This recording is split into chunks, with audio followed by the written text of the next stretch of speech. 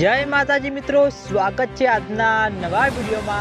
આજે તારીખ છે 12/7/2026 ને ઘણા બધા ખેડૂતો મિત્રોને કોમેન્ટો આવતી હતી કે બનાસકાંઠા જિલ્લાના જીવાદોરી સમાન ગણાતા દાંતીવાડા ડેમ, સીપુ ડેમ અને મુક્તેશ્વર ડેમના તાજા અને લાઈવ સમાચાર લાવો। તો આજે આપણે બનાસકાંઠા જિલ્લાના જીવાદોરી સમાન ગણાતા દાંતીવાડા ડેમ, સીપુ ડેમ અને મુક્તેશ્વર ડેમ ઉપર એક નજર કરીએ તો મિત્રો ચોમાસાની શરૂઆત થઈ ગઈ છે અને હજુ સુધી મિત્રો બનાસકાંઠાના જળાશયમાં એક પણ જળાશયમાં પાણીનું આગમન થયું નથી અને તેના લીધે ખેડૂતો મિત્રોના મનમાં ચિંતાલાયક પ્રશ્નો ઉભા થવા જાય છે। કારણ કે મિત્રો બનાસકાંઠા જળાશયમાં પાણીનું આગમન નહીં થાય તો ખેડૂતો મિત્રોને સિંચાઈ કરવામાં પણ નુકસાન થતું જોવા મળશે। એટલે ખેડૂતો મિત્રોને આશા છે કે જેમ બને તેમ ઝડપી બનાસકાંઠા જળાશયમાં પાણીનું આગમન થાય। અને આ વખતે મિત્રો ગુજરાતમાં ચોમાસું ઓછું લખ્યું છે એટલે થોડી શક્યતા ઓછી છે મિત્રો વરસાદ ઓછો થવાની। અને ખેડૂતો મિત્રોની આશા છે કે જેમ બને તેમ ઝડપી મિત્રો બનાસકાંઠા જળાશયમાં પાણીનું આગમન થાય અને બનાસકાંઠા જિલ્લાના જળાશયમાં પાણીનું આગમન થશે તો સૌથી પહેલા તમને બધાને આ ચેનલ દ્વારા વિડીયો બનાવીને જાણ કરવામાં આવશે। એટલે તમે બધા